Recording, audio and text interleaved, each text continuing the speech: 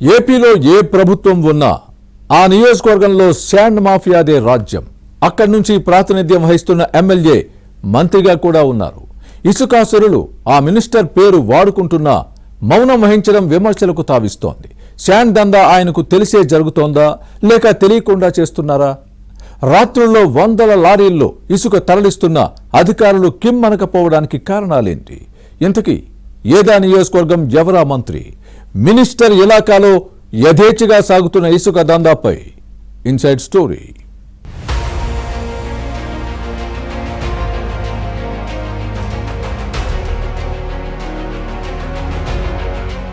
YCP ప్రభుత్వంలో sand mafia చెలరేగిపోయింది.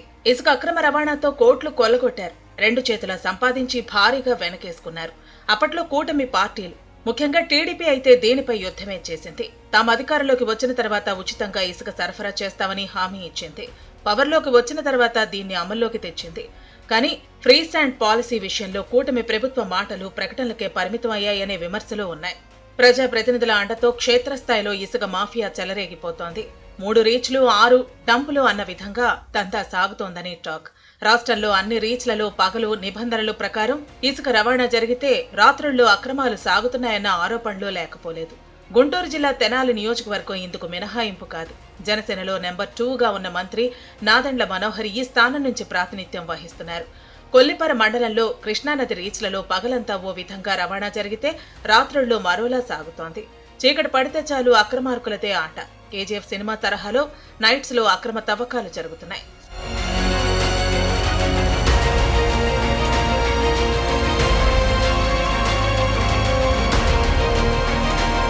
Kollipara మండలం బొమ్మవానిపాలెం మున్నంగి ఇసుక రీచ్లలో పొక్లైన్లతో విచ్చలవిడిగా ఇసుక తవ్వకాలు జరుగుతున్నాయి. వందలాది లారీలతో విరామం లేకుండా తెల్లవార్లు అక్రమ రవాణా జరుగుతోంది.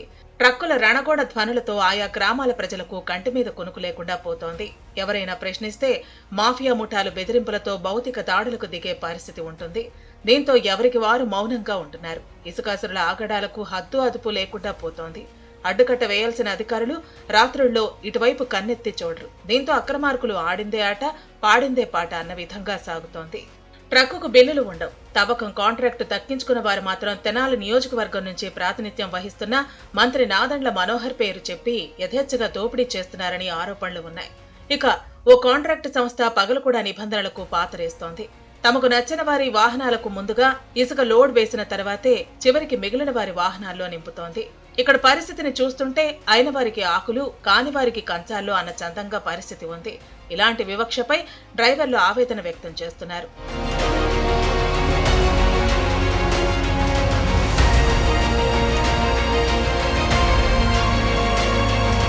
వైసీపీ ప్రభుత్వంలో సామాన్యులకు ఇసుక అందని ద్రాక్షలా మారింది. ప్రస్తుత కూటమి ప్రభుత్వంలో ఇక తమ కష్టాలు తీరినట్టేనని భావించారు. కానీ అప్పటికీ ఇప్పటికీ పెద్ద తేడా లేదని పెదవి విరిచే పరిస్థితులు ఉన్నాయి.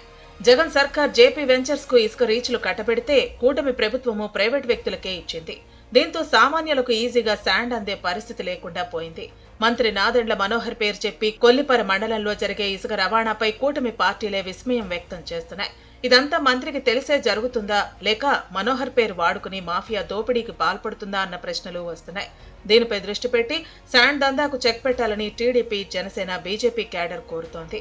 ఒకవేళ మంత్రి నాదెండ్ల మనోహర్ కు తెలిసే ఈ అక్రమ రవాణా జరుగుతుంటే ముఖ్యమంత్రి చంద్రబాబు, డిప్యూటీ సీఎం పవన్ కళ్యాణ్ స్పందించి తెనాలి నియోజకవర్గంలో జరుగుతున్న దందాను నియంత్రించాల్సిన అవసరం ఉంది.